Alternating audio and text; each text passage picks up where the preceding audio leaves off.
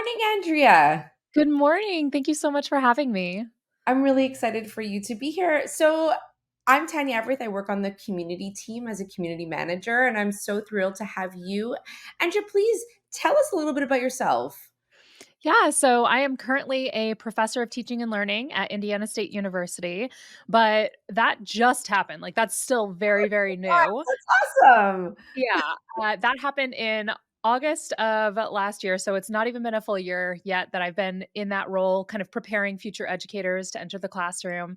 I spent the previous 9 years working as a high school English teacher. I taught all high school grades. So I've taught ninth, 10th, 11th, and 12th.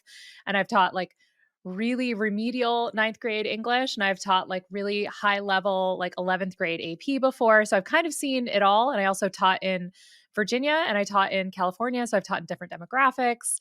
And I absolutely love the teaching profession. And I'm, that's kind of what my content is online as well. Like that's what my platform has been, is trying to bring in a lot of satire is kind of the vibe I have. It's like lots of things about like, hey, this little part of education, not great. But instead of sitting there and being like, this is tough, we don't like this, I try and make it a little bit funnier, to laugh at like some of the things that make our days a little bit wild sometimes, and just try and like bring encouragement to teachers. Well, you're clearly doing a good job because Thank you. you have a wonderful audience, and we're so happy to have you here, especially considering it's Teacher Appreciation. Well, we like to say month. I know that it's supposed to be week, but we think that we need more than 1 month to celebrate. Uh, Yeah, absolutely. and as we're sort of thinking through, Teacher Appreciation Month and all that it stands for, can you recall a moment in your own schooling where a teacher went above and beyond for you to support you when you were a child? Yeah, so I was not a great student in school. You know, a lot of times people think if you're a teacher, school must have just been like so easy to you. That was never my experience. There were parts of school that I didn't hate because I loved to read. And so I think that was like really my key for being successful in a lot of different classes. But when I say successful, it was successful for the amount of effort I was putting in. Like I was a steady B minus C plus student for most of school. When I graduated, I actually had a 2.7 GPA. And that, like all of my siblings over a 4.0, they were AP students. They got right into the universities that had like really small acceptance rates. And my mom, I remember vividly, sat with me and was like, sweetie, you are making choices and they're your choices to make, but you do know that like a 4-year university is unlikely to be the first option for you because of the choices you're making. And I'm like, yeah, I don't care. Like it's fine. I'm here for the vibes, right? And I had this English teacher in 10th and 11th grade. I had her both years, and English was my favorite class. I would bring books to read in English class rather than paying attention to what was happening in class, especially if we were talking about grammar. I had zero interest in that part. And I remember vividly, I had written an essay and I had turned it in. I had written it the day before it was due because that's how I always did my work. And I remember thinking, like, when I did it, it wasn't great. Right. Like, I'm like, I'm kind of turning in some trash here. This is not great. So I submitted the paper and I got it back. And I want to say that I got like a B minus on it. And I was like, yes. Right. Like, if you turn in garbage and you get a B minus, you're like, all right. And so I remember vividly, she brought it over to me and she put it on my table and she was like, you got a B minus. And I was like, oh, sweet. And she's like, no, Andrea, you are an A student. You are capable of so much more than this. Don't turn in garbage to me like this again.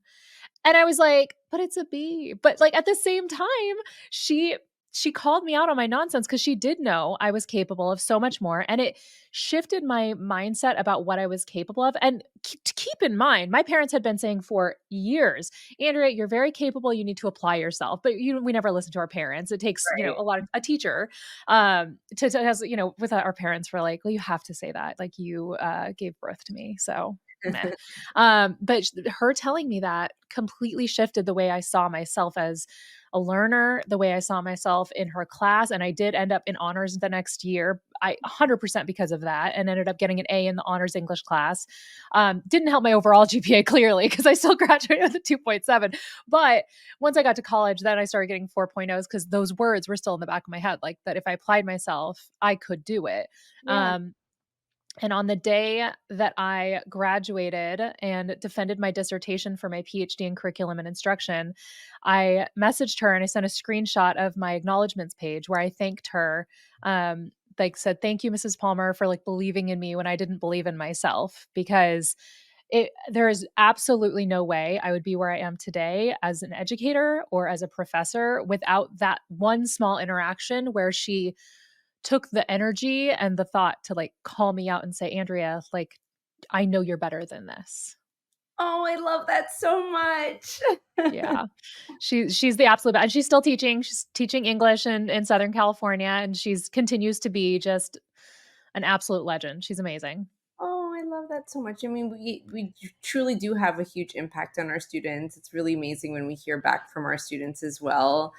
You know, I also taught for many years, and I know that there's so many students that will leave these impressions on you. Yeah. Um, I mean, there's so many stories. I still stay in touch with so many of my old students. So, can you share a story about a particular student that really had an impact on you? Yeah, there it's so hard with that because there's so many, right? Like it's like, well, we gotta like narrow it down to which school it was at, and then maybe which year, maybe which semester, because sometimes we switch students in the middle of the semester and all of that. But I would there was one student that I had very recently. Her name's Emily, and she had unfortunately lost her mom in 8th grade, and then I had her as a sophomore. So she had recently gone through something that was just so incredibly traumatic, and she would come to my classroom and hang out and talk to me and ask for advice. And, it's so wild to me what some of these kids deal with on a day-to-day basis that like my mom's still living. My dad is still living. Like I've never experienced the level of loss that this 14, now she's 19, but this 14-year-old girl had experienced. And she still found the will and the tenacity to get out of bed, to go to school, to go to work, and to continue doing all of the hard things that I think I really take for granted. And then I sit with her and she's like, yeah, it was my mom's birthday yesterday. Or she would bring up, something else that would just like really weigh her down. And it's really just incredible working with kids who have the level of strength and tenacity that she has. And the fact that she's like putting in the work to make herself better, doing like all she can to grieve and honor her mother's memory. Like it just, and I'm using her as the primary example, but I've had so many students where it knocks me down to find out what some of them are dealing with, and uh, we kind of are all in our own kind of bubble, and then we go to work every day, and then we deal with these kids and try and love on these kids who are coming from some really wild situations, some of them stuff that like most of us hopefully can't even really.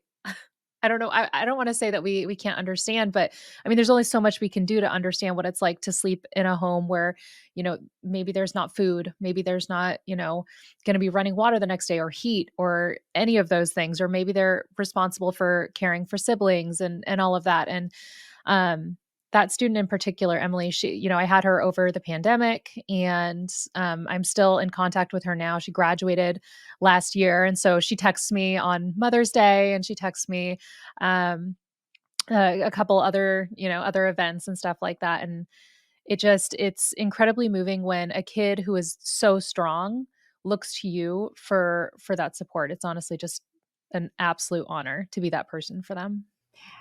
I think that as an educator, we do so much more than teach, right? There's just I read somewhere like we're psychologists, we're teachers, we're sometimes we are standing in as like the significant person in a child's life. There's just so much that we do, and it really creates such an incredible bond with Yeah. those that we work with in our schools, right? Yeah. And I think that that collaboration and that camaraderie that you have with your colleagues is so powerful. Tell me a little bit about that with your, some of the teachers that you've worked with. Like, um, can you discuss a time that you really worked closely with fellow educators to achieve a common goal to address a challenge in your school or community? Yeah, so I love talking about this because my last school in particular was incredible with the collaboration and the team I worked with. I cannot even tell you how much they improved my day-to-day life working with this group of educators. We had at this school, it was a large school, our class sizes were massive. We had like 41 kids in our freshman English class, right? My smallest class had like 34 kids. So it was just massive, massive classes. And I was on a team and I taught two preps. I taught ninth grade English and I taught 10th grade English. And we had a team for each of these. And we would switch off every other week. We'd meet with one of the teams. And when I first came to this school, I came from a school where I was all by myself teaching 5 different preps, which is an insane amount of preps. It's not great pedagogically, but that's what it was. It was a small private school, 5 different preps, 5 different classes. And then I came to this school that was a massive school, but I had a team of 9 people for each of my preps. So we would sit down before the school year started. We would do like a Zoom, especially when I first started, because it was during the pandemic. Then I switched there. We would do a Zoom. We would map out the entire year. And then we would talk about, okay, what major units and goals do we want to achieve? What standards do we need to hit? All of that. And then each week when we met, we would say, okay, we've got this assessment coming up. We need these activities this week. Who wants to make Monday's activities? And someone would take Mondays. So who wants to take Tuesdays? So someone would take Tuesdays. And you think about that when you have 8 people working together in that level of like teamwork and collaboration, I'm not exaggerating, it decreased my workload by at least half because 5 preps, that's 25 lessons a week that I was having to do at the previous school. And then I go to this other school where I only have 2 preps. So max, that would be 10 different lessons I have to create a week. But then I've got all these other people. So really, I'm only having to create like 2 or 3, like that I'm creating from scratch, like all of the resources and all of that kind of stuff, because we had just mutual respect for each other's gifts and talents. And we also acknowledge that even though we're all using the same resources, it's going to look different in all of our classes. And the way that we teach it, it's going to still have our special spice and flavoring. Um, and there would for sure be times that I would do something that they just didn't feel like doing and vice versa. So it's not like we would be insulted if someone was like, oh, I'm not doing that activity. It's not like we would be like, that's it, we're going to fight. Like it would be like, okay. Like it was just so incredibly supportive and community based. And then we also made a priority to eat lunch every Thursday together without students. And that camaraderie and that moment of being able to hang out and talk and vent and just discuss kind of what was going on in our lives and support each other, that was so incredibly important and really helped us like have something to look forward to. That was because a lot of us would have students in our classrooms the rest of the week, which is great and fine and builds those relationships, but also sometimes you need to be a person, not just a teacher. And it actually ended up being a big piece of my dissertation, because my dissertation looked at the way that stress impacts first year teachers' relationships with their students. And what I found was the teachers who were the least stressed were the teachers who had that collaboration piece, who had a team that they could lean on, that they could work with, who they trusted, who they felt like they could go to. That made a massive impact, more so than the administrators, more so than the students themselves. It was the team that was around them. And so I honestly cannot say enough about the team I worked with, because it was like I hit the jackpot. I was like, this is incredible. Like, I Oh, can't believe I dealt with this before. It was I an love that. amazing group. I'm gonna have to see your research because you're so spot on. Now that I think about myself as a first year, when I go back in my mind all those years ago, that was so incredible. And I also remember joining communities like, we have the Adobe Creative Educator community. That was, uh, I know there's so many people in communities that people seek out because sometimes you don't feel like you have that camaraderie in your own school, but there are Mhm. definitely communities out there for people. And I think that that is absolutely so interesting and fascinating because you're right. Like when you have people that you can share ideas or collaborate with, I think that makes the hugest difference in your ability to get through every single day. And it kind of goes back to like you. Now that I understand, you've done all this research with aspiring teachers, aspiring educators, or first year teachers. What, and also thinking about your own journey, right? Because there's definitely a journey that comes into education, and we all have such amazing stories about how we get here and what we do with that experience. What advice would you give to those aspiring teachers who are just starting their careers in teaching? I think it very much relates to your last question, where if you have a village, then lean on that village.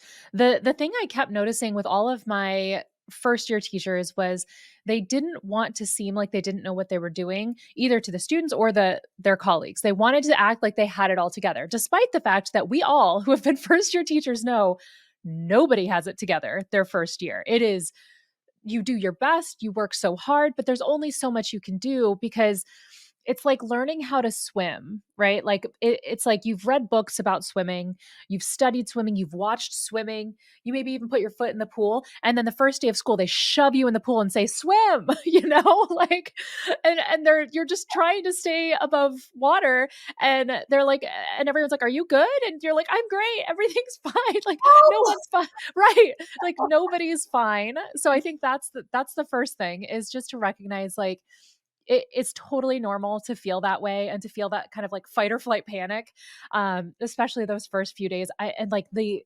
sweat is so real. The stress sweat. I remember I was so grossed out because my first few days, you are literally like fight or flight, pouring sweat, because all of a sudden you're in front of like, every day. it's so foul. So that's another piece of advice. Wear very strong deodorant. Bring some for your desk. Have your desk deodorant. Um, but also just recognize that you're not alone, even if it feels like it. Go to those senior teachers. Go to the senior teachers who still have a little bit of light in their Teaching. eyes. Yeah. Because there are the senior teachers that you can tell they're just like rolling their way to retirement. They're the ones who the second they bring in any PD speaker, they're just like, I don't want to hear this. Like we did this last year. We did this 4 years ago, blah blah blah. Like don't, like, they might have resources and that's great, but take it with a grain of salt that like they've been through it, and I have all the empathy in the world for those teachers, because I'm sure that they've seen some wild things. And And they've earned that retirement.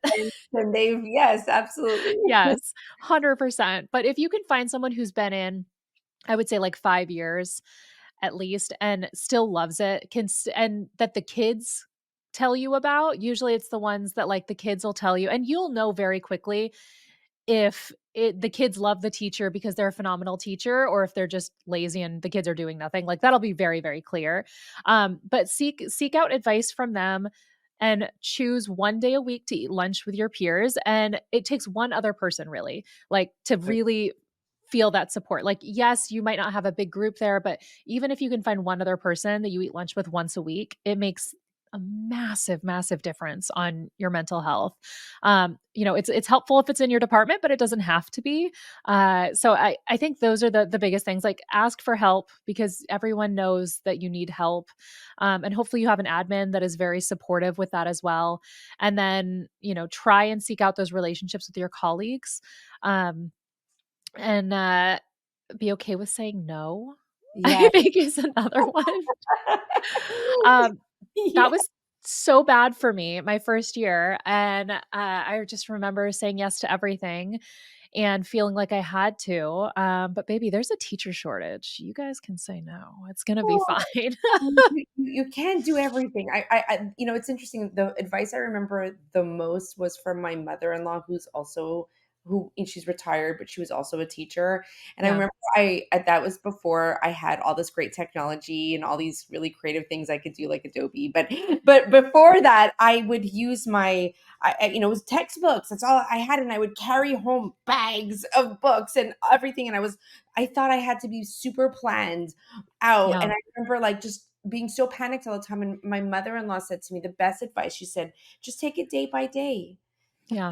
That's Yeah. like, oh, Honestly, just take it there's day by day. there's take it day by day, and it's also not reinventing the wheel, right? So like, and you mentioned Adobe, and I'm thinking about like all of the different ready-made templates that I saw that are on there that I would have killed. I paid so much money on TPT for some of that stuff. And like it's like grading rubrics and all of that that like they take a lot of time. And if you can find a resource that cuts that time in half, like do that. Like do the thing On that the is going to save you time.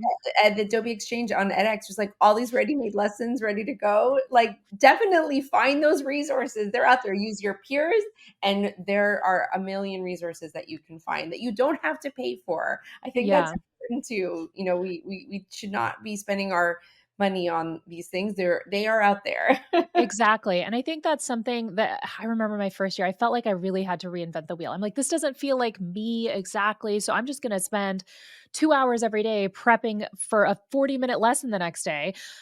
And I'm like, "Oh, this unsustainable, completely unsustainable." So take kind of what you can find and then you'll like it doesn't have to be that big like, "Oh, captain, my captain" moment every single day. Like I wanted to be We want that, but we'll I get we we wanted Dead Poet Society every day, and, like, we just didn't see the lessons where he's like, "Alright, take out your book, don't rip any pages, we have a test tomorrow," you know?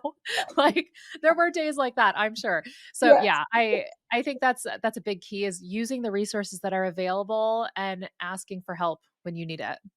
Oh, I love that. Well, we're nearing, towards the end of our interview, and I want to make sure that we have some time for you to share like any message you have to teachers around the world who are celebrating, and also who are, it's hard. You and I both have definitely had our years in the classroom, and we know that May is it's intentional that Teacher Appreciation Week is in May. So as we kind of head towards the end of the school year, we're celebrating educators. What words of encouragement or gratitude would you like to share with them? Yeah, I think I had a quote that was something like teaching is May is like cleaning up vomit with a rake, like something like that. Because it is a tough time to be an educator where you are the relationships are there, the finish line is so close. Sometimes state testing has already happened. So it is hard to push through. But I think that's the time that it's best to remember the impact that is being made. And I so appreciate all of the educators who have poured into me, all of my colleagues, all of the students that I'm working with who are going to be educators in the classroom because the decision to be a teacher is one of the most defiantly hopeful things that we can do in this world. We are looking at everything around us. We are seeing that, there are so many needs. We know that educators have so much on their plates in the classroom and outside of the classroom. There's so much pressure. And despite all of that, teachers are choosing to do the hard thing because they have hope that they can make a difference in this world. And that is the most incredibly hopeful and beautiful thing. I so appreciate teachers who are going into the classroom acknowledging this is going to be hard, acknowledging that there are going to be days where you're just so over it and still choosing to do the hard thing. It is incredibly special that we have an entire profession of educators that are doing that and that are still finding the joy in working with these amazing kids and finding the joy and the possibility of what these kids could be one day. I love that. We find joy. That's right, exactly. Find joy in humor. I mean, that's my whole platform is about, like, laughing at some of the insane things because I could get pressed about all of it, right? Like, I could be like, "Wow, that kid really burned me." Like, a kid told me I looked like, if, the Geico, what did they there was, like, a Geico, caveman. They said I look like if a Geico caveman had a baby with Marjorie Taylor Greene. No, that's so mean. It's so mean, but it's so funny. Like, you've got like, I think that there's a big part of it where you just like like you separate yourself from some of the stuff they say. I'm like, that's so mean, but that is so creative. Like, you're gonna use that power for good one day. I have the belief that one day you're gonna do great things. It's gonna be fine. It has nothing to do with me. It's the best. Oh my gosh. Okay, now I'm going to just go in and look at all your old videos. It's a lot of stuff like that. Well, Thank you so much. This has been really fun. It's really been wonderful to meet you and to speak with you. I look forward to all of your amazing videos and more. Thank you. Thank you so much, and happy teacher appreciation to you as well. Thank you so much. I appreciate it. Bye.